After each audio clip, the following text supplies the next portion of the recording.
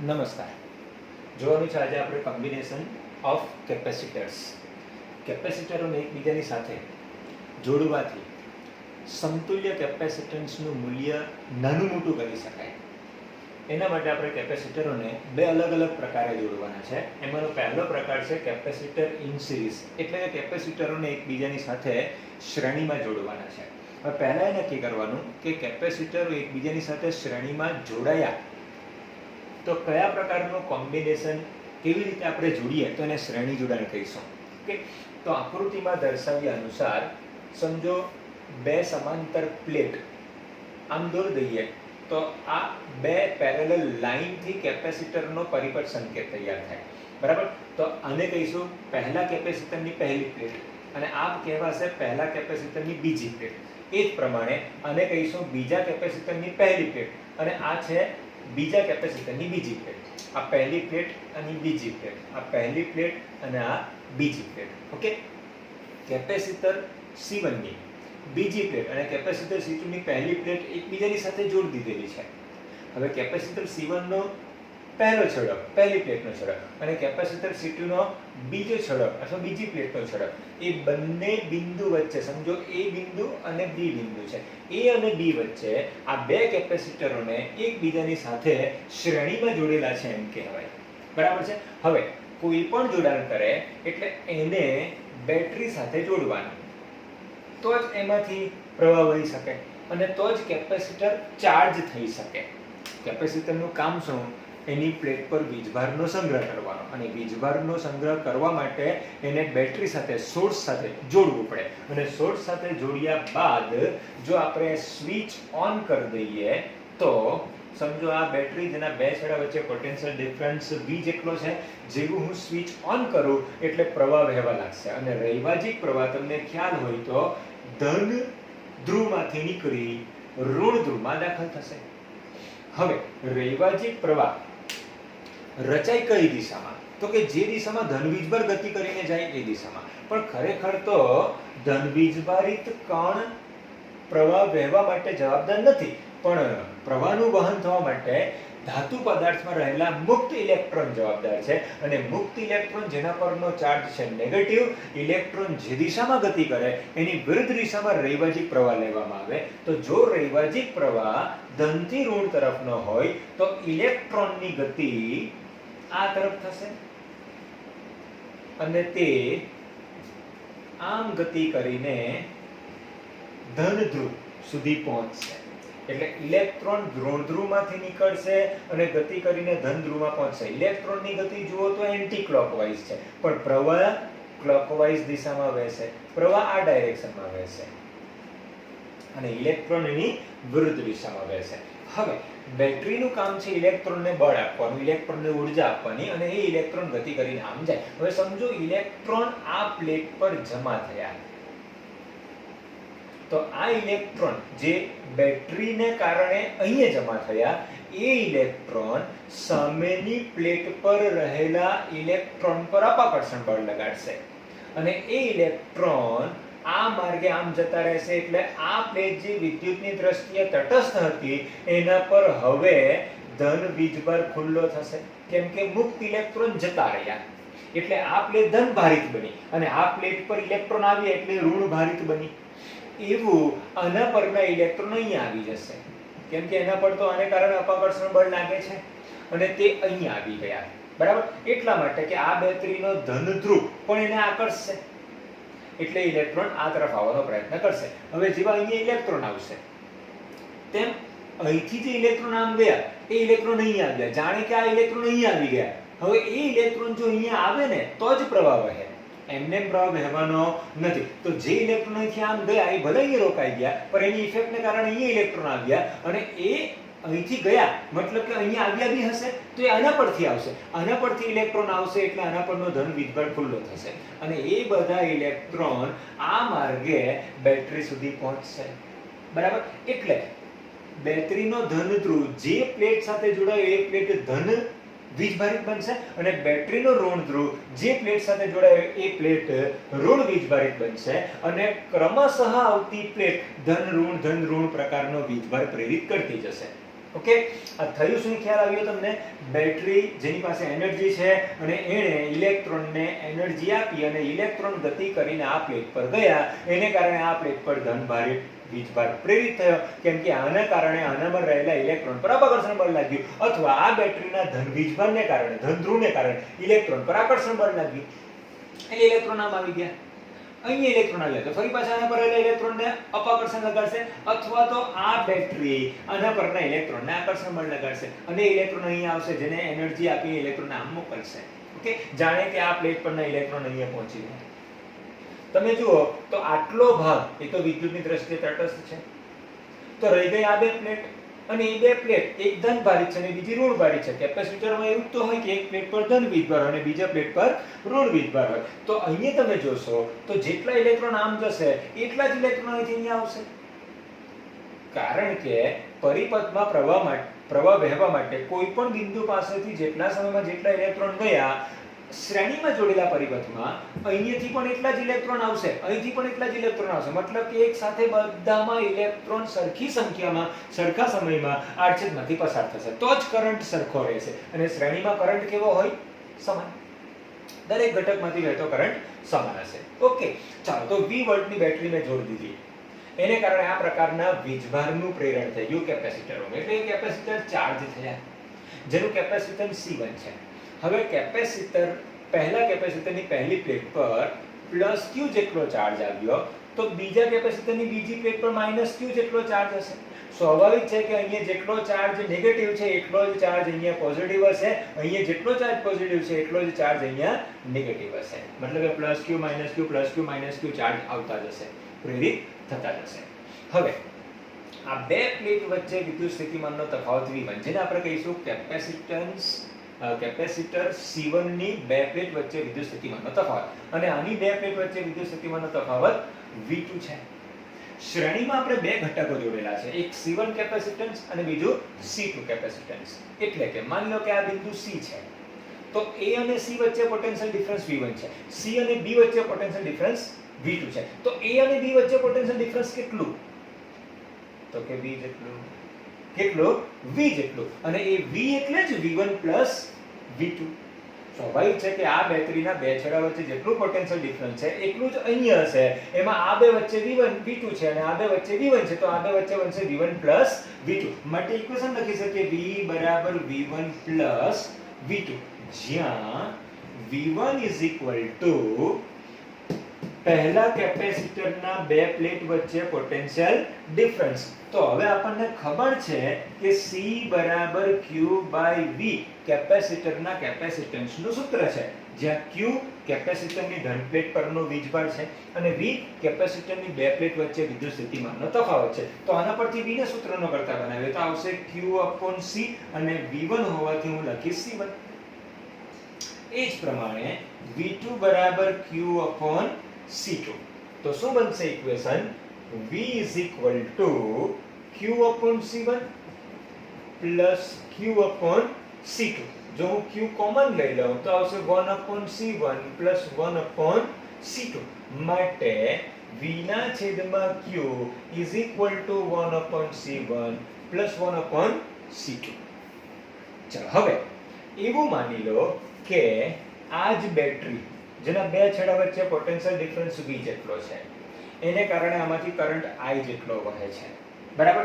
તો અહીંયાથી પણ કરંટ I વહે એવું હું હવે બેના બદલે એક જ કેપેસિટર જોડું છું, અને આ કેપેસિટરની પ્લેટ પર પણ Q અને આના પર -Q ચાર્જ પ્રેરિત થશે. આ કેપેસિટર જેનું કેપેસિટન્સ હું C ધારી લઉં છું, તો આના માટે હું લખી શકું C બરાબર Q/V. માટે V ના છેદમાં Q બરાબર 1/C થાય. જો C બરાબર Q/V હોય તો V ના છેદમાં Q બરાબર 1/C. તો અહીંયા V અને Q એ આ V છે અને આના પરનો Q ચાર્જ છે. અહીંયા V અને Q એ આ V છે અને આના પરનો ચાર્જ Q છે. મેં આ કેપેસિટરનું કેપેસિટન્સ એવું પસંદ કર્યું કે એને હું V વોલ્ટની બેટરી સાથે જોડું તો પ્લેટ પર +Q અને -Q જેટલો ચાર્જ જ પ્રેરિત થાય, અથવા આમાં જો કરંટ I વહેતો હોય તો આમાં પણ કરંટ આઈ જ હોય તો તેવા સંજોગોમાં આ બે કેપેસિટરોનું કામ આ એકલું કેપેસિટર કરે છે એમ કહેવાય.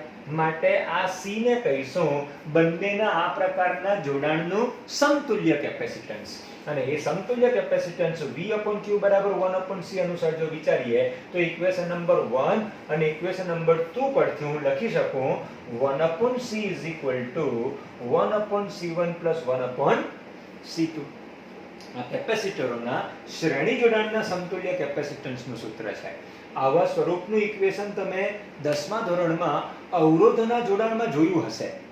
અવરોધોના પણ આપણે બે પ્રકારના જોડાણ ત્યારે શીખ્યા હતા. એક અવરોધોનું શ્રેણી જોડાણ જેના સમતુલ્ય અવરોધનું સૂત્ર R = R1 + R2 હતું અને સમાંતર જોડાણ 1/R = 1/R1 + 1/R2. જ્યારે અહીં શ્રેણી જોડાણમાં જો કેપેસિટરોને જોડેલા હોય તો એના સમતુલ્ય કેપેસિટન્સનું સૂત્ર 1/C = 1/C1 + 1/C2 થાય છે, જે અવરોધોના સમાંતર જોડાણના સમતુલ્ય અવરોધના સૂત્ર જેવું છે, પણ અહીં કેપેસિટરોનું શ્રેણી જોડાણ છે. હવે માનો કે 2 ના બદલે n જેટલા કેપેસિટરોને શ્રેણીમાં જોડીએ, એટલે કે કંઈક આવું સમજો, આ એક કેપેસિટર C1, બીજું C2 અપ ટુ એમ જોડતા મેં n કેપેસિટર જોડી દીધા Cn અને એની વચ્ચે મેં એક બેટરી જોડી દીધી. બરાબર? તો આવા પ્રકારનું જોડાણ જેમાં n કેપેસિટરો એકબીજાની સાથે શ્રેણીમાં જોડેલા છે, તો એના સમતુલ્ય કેપેસિટન્સનું ઇક્વેશન શું બનશે? તો કે 1/C = 1/C1 + 1/C2 + up to 1/Cn. આવું થશે. બરાબર? એ બનશે n કેપેસિટરોને એકબીજાની સાથે શ્રેણીમાં જોડીએ તો. હવે માની લો કે C1 = C2 = up to Cn છે. બધા સરખા છે અને હું ધારી લઉં છું C'. તો ઇક્વેશન શું બનશે? 1/C = 1/C' + 1/C' આવો 1/C' વાળા પદ કેટલા આવશે? તો કે n પદ આવશે. તો એને લખી દઉં છું n × 1/C'. માટે 1/C = n × 1/C'. માટે C =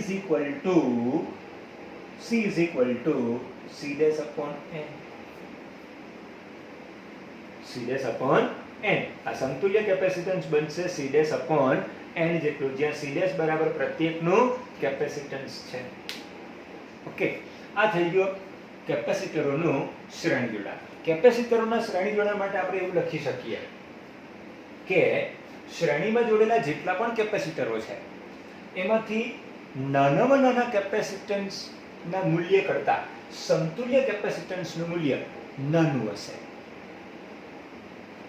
માની લો કે હું C1 બરાબર જોડું છું 1 માઇક્રોફેરાડે અને C2 બરાબર જોડું છું 2 માઇક્રોફેરાડે. બંનેને હું શ્રેણીમાં જોડું છું તો સમતુલ્ય કેપેસિટન્સ બનશે 1/C = 1/1 માઇક્રોફેરાડે + 1/2 માઇક્રોફેરાડે = જો લસા હું 2 લઈ લે તો અહીંયા આવશે 2 + 1 એટલે કે 3/2. તો 1/C = 3/2. તો C = 2/3 અને 2/3 માઇક્રોફેરાડે એટલે 0.667 માઇક્રોફેરાડે બનશે. હવે તમે જુઓ તો આ બે શ્રેણીમાં જોડીએ છીએ એમાંથી નાનામાં નાનું આ છે 1 માઇક્રોફેરાડે, એના કરતાં પણ સમતુલ્યનું મૂલ્ય 0.667 માઇક્રોફેરાડે બનશે. તો સ્વાભાવિક છે કે નાનામાં નાના કેપેસિટન્સ કરતાં પણ સમતુલ્ય કેપેસિટન્સનું મૂલ્ય નાનું બનશે. ઓકે, આ થયું આપણું કેપેસિટરોની શ્રેણી જોડાણ. ઓકે, હવે જોઈએ આપણે કેપેસિટર્સ ઇન પેરેલલ. બીજા પ્રકારનું જોડાણ, કેપેસિટરોને સમાંતરમાં જોડી દઈએ. કેપેસિટરોને સમાંતરમાં જોડતા માનો કે પહેલું એક કેપેસિટર જેનું કેપેસિટન્સ C1 છે, બીજું એક કેપેસિટર જેનું કેપેસિટન્સ C2 છે. પહેલા કેપેસિટરનો પહેલો છેડો એટલે કે પહેલી પ્લેટ અને બીજા કેપેસિટરની પહેલી પ્લેટ બંનેને એકબીજાની સાથે હું જોડી દઉં છું એક સામાન્ય બિંદુ A માં. એક પ્રમાણે પહેલા કેપેસિટરની બીજી પ્લેટ અને બીજા કેપેસિટરની બીજી પ્લેટ ને હું એક સામાન્ય B બિંદુમાં જોડી દઉં છું. તો A અને B વચ્ચે આ બે કેપેસિટરોને મેં એકબીજાની સાથે સમાંતરમાં જોડેલા છે એમ કહેવાય. હવે જો A અને B વચ્ચે હું બેટરી જોડી દઉં કેપેસિટરોને ચાર્જ કરવા માટે અને એક કળ કે કી સ્વિચ જોડી દઉં, બેટરી જેનો પોટેન્શિયલ ડિફરન્સ V જેટલો છે, બરાબર. અગાઉ આપણે ચર્ચા કરી એ અનુસાર આ બેટરીનો નેગેટિવ છેડો જેની સાથે જોડાયેલો હોય એ પ્લેટ નેગેટિવ ચાર્જ વાળી બનશે. તો આ પ્લેટ પણ જોડાયેલી છે એની સાથે, એ નેગેટિવ ચાર્જ, અને જે ધન સાથે ધન ધ્રુવ સાથે જોડાયેલી છે એ પોઝિટિવ ચાર્જ વાળી બનશે. ઓકે, આ રીતે કેપેસિટરોનું ચાર્જિંગ થશે અને એ કેપેસિટરો જેના પર જમા થતો વીજભાર, હવે સ્વાભાવિક છે કે બંનેમાંથી વહેતો પ્રવાહ અલગ અલગ હશે કેમ કે બંનેનું કેપેસિટન્સ જુદું જુદું છે. સાથે સાથે તમને ખ્યાલ છે કે C બરાબર Q/V ઇક્વેશન પરથી જો C અલગ અલગ હોય અને V સેમ હોય તો Q અલગ અલગ હશે જ. ફરી પાછા એકવાર, જો C અલગ અલગ હોય પણ V સેમ હોય તો Q અલગ અલગ હશે. એવી કન્ડિશન અહીંયા બને છે. આ બંને કેપેસિટરોના કેપેસિટન્સ C1 અને C2 અલગ અલગ છે, બરાબર. પણ બંનેના બે છેડા વચ્ચે પોટેન્શિયલ ડિફરન્સ સેમ છે, એટલા માટે કે આ બે છેડા વચ્ચે પોટેન્શિયલ ડિફરન્સ V છે, બેટરીનો જેટલો છે એટલો. આ બે છેડા વચ્ચે V છે, આ બે છેડા વચ્ચે પણ V અને આ બે છેડા વચ્ચે પણ V, કેમ કે આ બંને છેડા પણ જોડાયેલા છે સીધા બેટરી સાથે V વોલ્ટ સાથે. આ બે છેડા પણ જોડાયેલા છે સીધા V વોલ્ટની બેટરી સાથે. તો આના બે છેડા વચ્ચે પોટેન્શિયલ ડિફરન્સ V, આના બે છેડા વચ્ચે પણ પોટેન્શિયલ ડિફરન્સ V છે.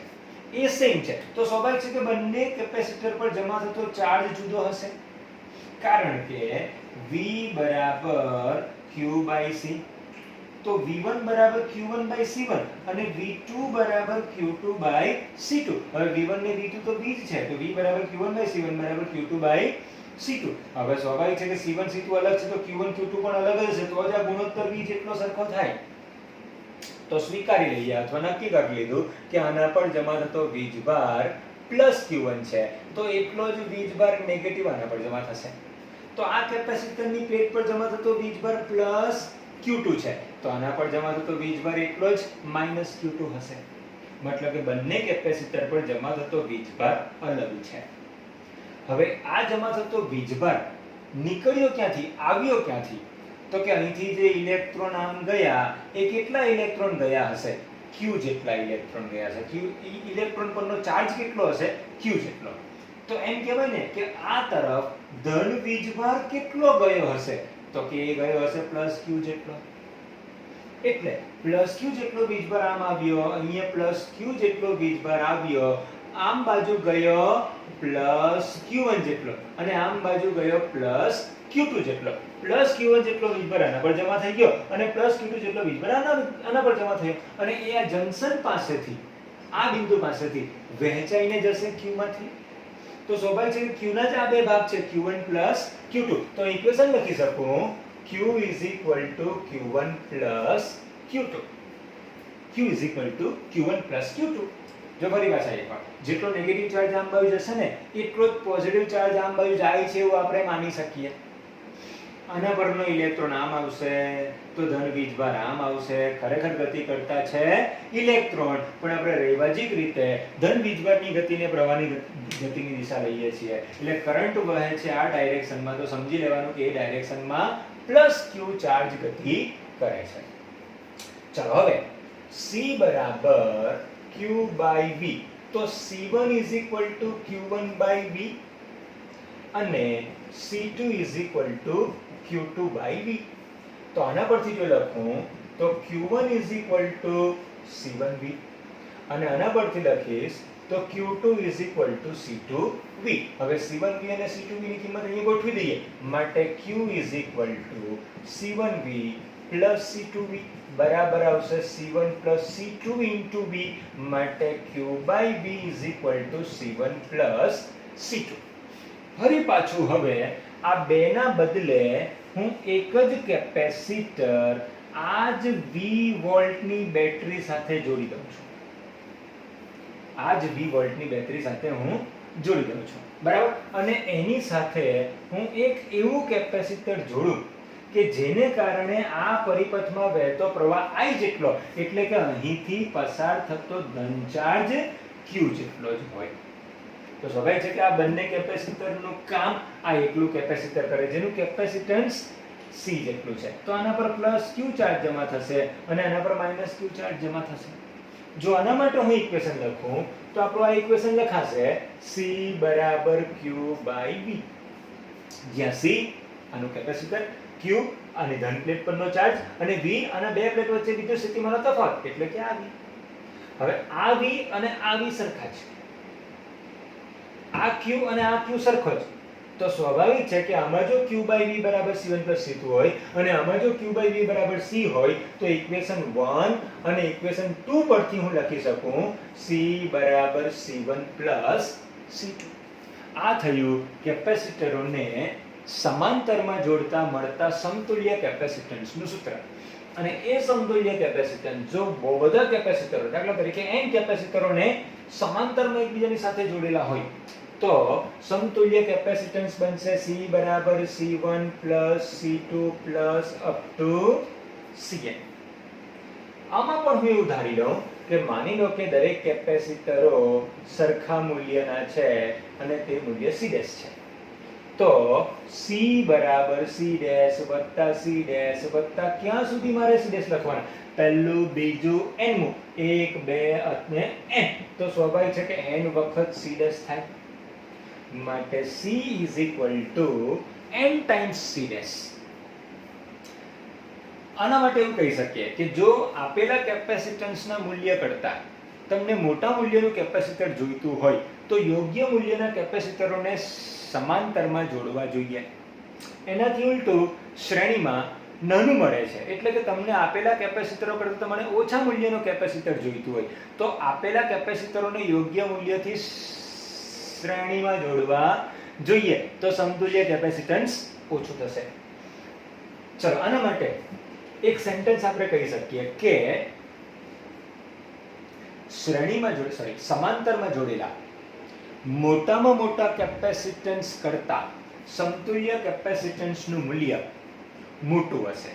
જેમ કે ફરી પાછો હું C1 બરાબર 1 માઇક્રોફેરેડે અને C2 બરાબર 2 માઇક્રોફેરેડે પસંદ કરું છું અને સમતુલ્ય કેપેસિટન્સ આ બેના સમાંતરનું શોધી કાઢો, એટલે કે C1 plus C2. તો 1 plus 2 માઇક્રોફેરેડે બનશે, એટલે કે 3 માઇક્રોફેરેડે. બરાબર. હવે તમે જુઓ, જેને તમે સમાંતરમાં જોડો છો એ બેમાંથી મોટું કયું છે? તો કે 2 માઇક્રોફેરેડે. તો સમતુલ્યનું મૂલ્ય જો 3 માઇક્રોફેરેડે, એટલે મોટામાં મોટા મૂલ્ય કરતાં પણ સમતુલ્ય કેપેસિટન્સનું મૂલ્ય મોટું મળે છે.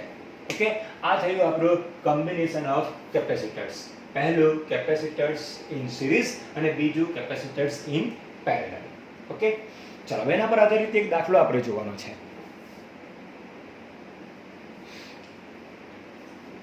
ઓકે, ઇલુસ્ટ્રેશન્સ 2.9 કેપેસિટરોના શ્રેણી સમાંતર જોડાણ પર આધારિત એક ઇલુસ્ટ્રેશન્સ છે.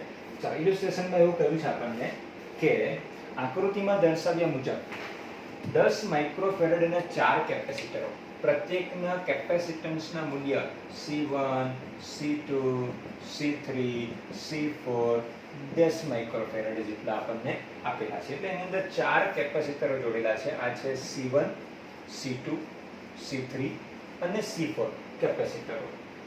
દરેક કેપેસિટર જોડીને એક નેટવર્ક તૈયાર કરેલું છે અને આકૃતિમાં દર્શાવ્યા પ્રમાણે આ A બિંદુ, B, C, D, એમાં A અને D વચ્ચે બેટરી જોડેલી છે જેનો પોટેન્શિયલ ડિફરન્સ આપેલો છે આપણને 500 વોલ્ટ જેટલો. એટલે કે આ બે છેડા વચ્ચે 500 વોલ્ટનું પોટેન્શિયલ લાગુ પાડેલું છે. ઓકે, આ રીતે સપ્લાય એને આપેલું છે. તો શોધવાનું છે પહેલું A નેટવર્કનું સમતુલ્ય કેપેસિટન્સ, એટલે કે C બરાબર શોધવાનું છે, અને D દરેક કેપેસિટર પરનો વિદ્યુતભાર. માની લો કે આના પરનો વીજભાર છે Q1, આના પરનો વીજભાર છે Q2, આના પરનો વીજભાર છે Q3 અને આના પરનો વીજભાર છે Q4. તો શોધવાનું છે Q1 બરાબર, Q2 બરાબર, Q3 બરાબર અને Q4 બરાબર. દરેક પરનો વીજભાર શોધવાનો છે. હવે પહેલા આપણે એ નક્કી કરી લઈએ કે કયા કેપેસિટરની કઈ પ્લેટ ધનભારી થશે અને કઈ પ્લેટ ઋણભારી થશે. તો બેટરીનો ધન છેડો જે સાથે જોડાયેલો હોય ને એ પોઝિટિવ, એટલે આ પોઝિટિવ બનશે. આ પણ પોઝિટિવ બનશે, આ પોઝિટિવ બનશે અને આ પણ પોઝિટિવ બનશે. કેમ કે નેગેટિવની સાથે આ જોડાયેલું છે તો આ નેગેટિવ બનશે, આ પણ નેગેટિવ બનશે, આ પણ નેગેટિવ બનશે અને આ પણ નેગેટિવ બનશે. તો આ રીતે કેપેસિટર પર વીજભાર પ્રેરિત થશે દરેક પ્લેટ પર. જેટલો આ પ્લેટ પર હશે એટલો જ આ પ્લેટ પર હશે, કેમ કે એક જ કેપેસિટરની બે પ્લેટ છે. પણ આના પર જો ધન હશે તો આના પર એટલો જ ઋણ હશે, આના પર જેટલો ધન હશે એટલો જ આના પર ઋણ હશે. હવે અહીં તમે જુઓ તો A અને D બિંદુ વચ્ચે બે પ્રકારના જોડાણ જોવા મળે છે. તો કે A અને D ABCD માર્ગે તમે વિચાર કરો તો ત્રણ કેપેસિટરો ABCD માર્ગે શ્રેણીમાં જોડેલા છે. અને AD ની વાત કરીએ તો AD A અને D વચ્ચે ત્રણ શાખા જોડાયેલી છે. એમાંથી બે શાખામાં કેપેસિટરો છે અને એક શાખામાં બેટરી છે. આપણે કેપેસિટરોના જોડાણની વાત કરીએ છીએ તો A અને D વચ્ચે બે શાખા છે, એક ABCD શાખા અને બીજું AD શાખા. ABCD શાખા અને AD શાખા બંને એકબીજાની સાથે પેરેલલમાં છે. તો અહીં આ ત્રણ કેપેસિટરો શ્રેણીમાં અને એ શ્રેણીને આની સાથે પેરેલલમાં જોડેલા છે. ઓકે, આમ કેપેસિટરનું આ પ્રકારનું જોડાણ છે. હવે એવું પણ તમે શીખ્યા હશો કે કોઈ પણ ઘટકોને શ્રેણીમાં જોડેલા હોય ને તો દરેક ઘટકમાંથી વહેતો પ્રવાહ સરખો હશે અને સમાંતરમાં જોડેલા હોય તો દરેક શાખામાંથી વહેતો પ્રવાહ અલગ હોઈ શકે. ઓકે, તો પહેલા આ શ્રેણીમાં જોડેલા ત્રણ કેપેસિટરોની વાત કરીએ તો અહીંથી જેટલો પણ કરંટ પસાર થશે ને એટલો કરંટ આમાં વહેશે, એટલો જ કરંટ આમાં જશે અને એટલો જ કરંટ અહીંયા આવશે. માની લો કે અહીંથી I જેટલો કરંટ વહે છે તો અહીંયા આવતા એ બે ભાગમાં વહેંચાશે, I1 અને આમ બાજુ I2.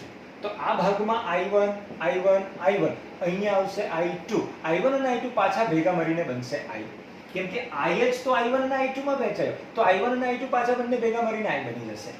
ઓકે, આ રીતે પ્રવાહનું વહન થશે. તો સ્વાભાવિક છે કે પહેલું, બીજું અને ત્રીજું ત્રણે ત્રણ કેપેસિટરોમાં વહેતો પ્રવાહ સરખો જ છે.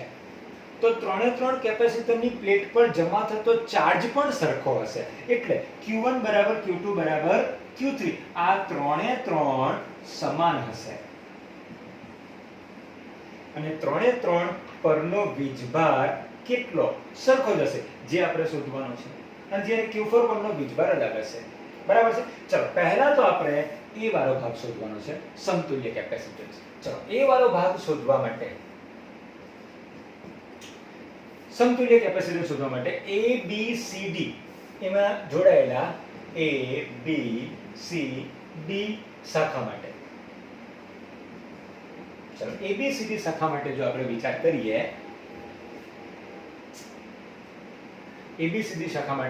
કરીએ તો ABCD માં C1 C2 અને C3 ત્રણે શ્રેણીમાં જોડેલા છે. તો શ્રેણીના સમતુલ્ય કેપેસિટન્સનું સૂત્ર 1/C is equal to 1/C1 plus 1/C2 plus 1/C3 is equal to 1/10 plus 1/10 plus 1/10. કેમ કે C1 C2 C3 C4 ની કિંમત છે 10 માઇક્રોફેરાડે.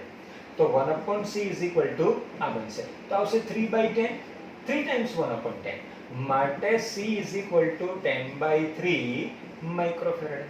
આ થઈ ગયું આ A અને D વચ્ચે ABCD ત્રણ કેપેસિટરો શ્રેણીમાં જોડેલા એના સમતુલ્ય કેપેસિટન્સનું મૂલ્ય. બરાબર છે, જેને હું કહી દઉં છું C ડેશ. હવે AC ડેશ એટલે સમજો આ ત્રણનો સમતુલ્ય કેપેસિટન્સ C ડેશ, એની સાથે આ C4 કેપેસિટર આમ જોડાયેલું છે અને એની વચ્ચે બેટરી જોડેલી છે. હવે તમે જો તો આ બે કેપેસિટર એકબીજાની સાથે સમાંતર હોય તો C બરાબર C ડેશ પ્લસ C4 થશે. બરાબર, C ડેશ એટલે 10/3 પ્લસ C4 એટલે 10 માઇક્રોફેરાડ બરાબર બનશે 10/30/3 એટલે કે 40/3 માઇક્રોફેરાડ. આટલું થશે સમતુલ્ય કેપેસિટન્સનું મૂલ્ય. અને 40/3 કરશું એટલે થશે 3 * 1 = 3, 10, 3 × 9 ફરી પાછું 10 એટલે 3.3 માઇક્રોફેરાડે. આટલા મૂલ્યનું સમતુલ્ય કેપેસિટન્સ બનશે. બરાબર છે. ચલો એ ભાગ આપણો પૂરો થઈ ગયો. હવે બી ભાગ માટે ચર્ચા કરવાની છે. બી ભાગમાં શોધવાનું છે તમામ કેપેસિટર પર જમા થતો ચાર્જ. કેટલો વીજભાર જમા થશે એ આપણે શોધવાનું છે, બરાબર. કેટલો વીજભાર જમા થયો એ જાણવા માટે હું પોટેન્શિયલ ડિફરન્સનો ઉપયોગ કરીશ. પહેલા કેપેસિટરની બે પ્લેટ વચ્ચે પોટેન્શિયલ ડિફરન્સ જો V1 હોય તો V1 બરાબર Q1/C1, કેમ કે C બરાબર Q/V તો V બરાબર Q/C. એ જ પ્રમાણે આના બે પ્લેટ વચ્ચે જો V2 હોય તો V2 બરાબર Q2/C2 અને આના બે છેડા વચ્ચે જો V3 હોય તો V3 બરાબર Q3/C3, બરાબર. તો પહેલા કેપેસિટર માટે હું લખી શકું C1 = Q/V1 પરથી V1 = Q/C1. એ જ પ્રમાણે બીજા માટે Q1 Q2 upon V2 તો બની જશે V2 = Q2/C2 અને C3 = Q3/V2 implies that V3 = Q3/C3. ચલો, ત્રણ ઇક્વેશન મેં લખ્યા ત્રણ કેપેસિટર માટે. હવે જુઓ તો A છેડો અને D છેડો, A બિંદુ અને D બિંદુ 500 વોલ્ટની બેટરી સાથે જોડાયેલું છે. તો સીધા આ બે વચ્ચે પોટેન્શિયલ ડિફરન્સ 500 વોલ્ટનો છે અને 500 વોલ્ટ જ V1, V2 અને V3 સ્વરૂપે વહેંચાયેલો છે. તો ઇક્વેશન આવું બનાવી શકું V1 + V2 + V3 = 500 વોલ્ટ. કેમ કે આ 500 વોલ્ટની બેટરી અહીંયા જોડી મતલબ કે અહીંયા જોડી મતલબ કે આ બે છેડા વચ્ચે જોડી અને આ બે છેડા વચ્ચે V1, V2 અને V3 છે. ત્રણેયનો સરવાળો બરાબર 500 વોલ્ટ થશે, બરાબર. હવે V1 બરાબર તો Q1/C1. હવે Q1, Q2 અને Q3 એ તો સરખા જ છે, એને હું Q ધારી લઉં છું. તો અહીં લખી શકું Q1/C1 ના બદલે Q/C1 + Q/C2 + Q/C3 = 500 વોલ્ટ. હવે Q ને હું કોમન લઈ લઉં તો અંદર આવશે 1/C1 + 1/C2 + 1/C3 બરાબર 500 વોલ્ટ. માટે Q જરા જુઓ તો 1/C1 + 1/C2 + 1/C3 બરાબર છે, ઓકે, એને C' કહ્યું છે તો એને C' લખેલું છે, બરાબર શું આવશે C'. તો આને લખી દો 1/C' = 500 વોલ્ટ. માટે Q = 500 × C' બરાબર 500 વોલ્ટ છે અને C' બરાબર 10/3 માઇક્રોફેરેડે છે. તો ઇન્ટુ મારે 10⁻⁻6 કરીને ફેરેડે કરવાનું. આ માઇક્રોફેરેડેમાં સમતુલ્ય કેપેસિટન્સ શોધવું હોય તો ચાલી જશે, પણ જ્યારે તમારે ચાર્જ પરનો વીજભાર કુલમ્બ સ્વરૂપે શોધવું હોય ચાર્જનું મૂલ્ય, તો સ્વાભાવિક છે કે એને આપણે SI એકમમાં લખવું જોઈએ. બરાબર શું મૂલ્ય બનશે? આ 1, 2 ને 3 છે એટલે આવશે 5/3 × 10⁻³ કુલમ્બ. 5/3 × 10⁻³ કુલમ્બ બરાબર 3 × 1 = 3 20 6 × 18 6 6 6 7 × 10⁻³ કુલમ્બ. તો પ્રત્યેક C1, C2 અને C3 પર રહેલો ચાર્જ 1.667 × 10⁻³ કુલમ્બ જેટલો હશે. ઓકે, ચાલો એ જ પ્રમાણે C4 પર રહેલો ચાર્જ મારે શોધવો છે. તો C4 ના બે છેડા વચ્ચે પોટેન્શિયલ ડિફરન્સ કેટલો? 500 વોલ્ટ. C4 નું મૂલ્ય કેટલું? 10 માઇક્રોફેરેડે. તો Q4 કેટલું? તો કે Q, C અને V વચ્ચે સંબંધ છે. શું આવશે? C4 = Q4/V. C4 = Q4/V. તો Q4 = C4 × V. C4 એટલે 10 માઇક્રોફેરેડે, 10 × 10⁻6 ફેરેડે into 500 વોલ્ટ બરાબર આવશે 5 × 10⁻³ કુલમ્બ. 5 × 10⁻³ કુલમ્બ આટલો ચાર્જ C4 કેપેસિટર પર હશે. હવે આ જે મળે છે તે આપણને Q1 = Q2 = Q3 મળે છે અને તે આટલું મૂલ્ય છે, જ્યારે Q4 નું મૂલ્ય આટલું છે. ઓકે, આ થયું એનું એક ઇલિસ્ટ્રેશન્સ.